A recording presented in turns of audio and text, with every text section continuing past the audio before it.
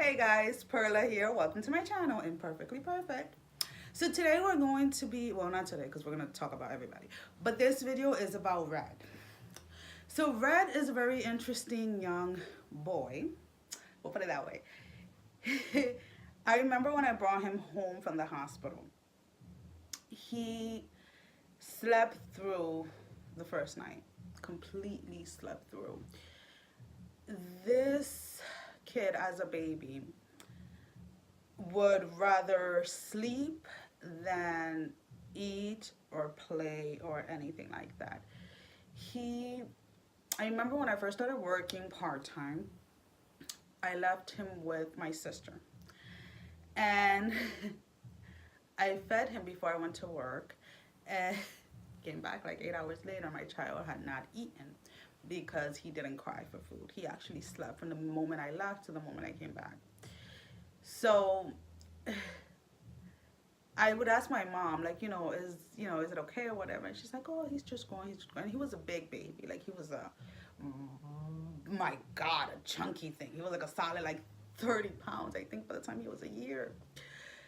But he did. He slept more than most babies that I knew. He was one that I did not have to, he didn't really have to train to sleep through the night. He was sleeping through the night as soon as he got out of the hospital, like I said.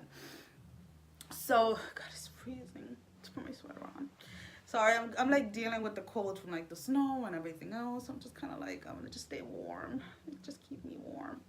Anyways, so yeah, he's had nightmares. He has very vivid nightmares even prior to being diagnosed. Right now, he is trying to deal with the fact that he has this. We are trying different medications as well because he seems to have the same issues that I have with medications.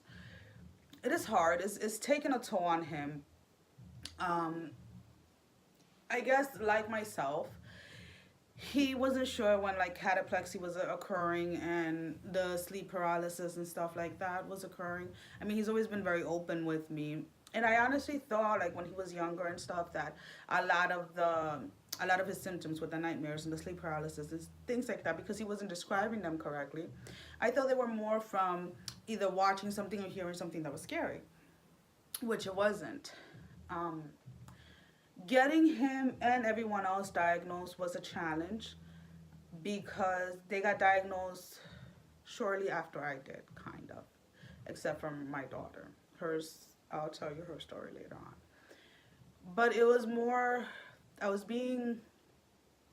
people were expressing that it was in my head, even though you can be having a conversation with this kid and he would just flat out like fall asleep with no warning. He can go hours, like 16, 17, 18 hours straight without sleeping. But he also has the insomnia that I have. So he can be up at 2 or 3 in the morning and not being able to shut down his brain. He is very, very, very gifted. He draws very, very good. He actually won an award last year for the Scholastic Art Award, and he made it to nationals as well. He has taught himself how to play the keyboard, piano, whatever you want to call it. He plays the violin. He taught himself how to code. He creates games. He just has, I don't even know how to say it. I really do believe that his art and everything is more of an escape from what his real world is. He has definitely he's definitely like somebody that you can use as an example that when things are hard, he doesn't give up. He's not gonna let it take over for him. And he has learned, and as all my children from a very young age, I have always told them, you need to be you. You need to do what makes you happy. You need to be who you are. You cannot adjust yourself to fit into the world. You should not suppress who you are to fit into the world or to make other people comfortable or to make other people happy. You need to be who you are, because if you hide who you are, and I mean, this is even prior to my diagnosis, if you hide who you are, then how are people gonna accept you? How are you gonna know who's real in your life and who's not? And I think he's, for the most part, he really does understand that. He's very bright, and I really do hope that one day he'll be willing to come on like the YouTube and talk about like his experience and stuff like that. But yeah, he pretty much has like, it doesn't affect his grades as much unless he's taking like any standardized testing. So with that, he needs like the extra time to kind of take breaks, because as for myself, when I took my nursing test, I remember I was stepping out of the room every like 15-20 minutes. So what happens is your concentration, when you've been doing something for so long, everything kind of starts to get like mingling together. So then you start to question yourself whether you're right or wrong. So small little breaks between standardized testing has helped him. The school, the bus drivers, everybody, his doctor, everybody that that knows about his condition and knows about how it affects him and everything like that, have been completely wonderful. The school we have a 504 plan, but even prior to the 504, prior to written documentations from the doctors and stuff like that, the school has been completely amazing with supporting him and giving him the help. And I mean, he does not get like, he's not in special ed. He doesn't get special, special anything.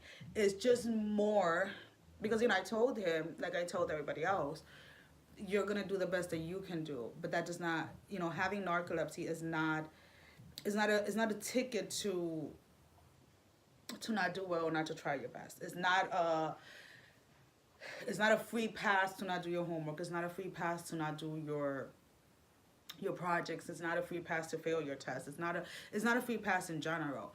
It is for if you're switching meds.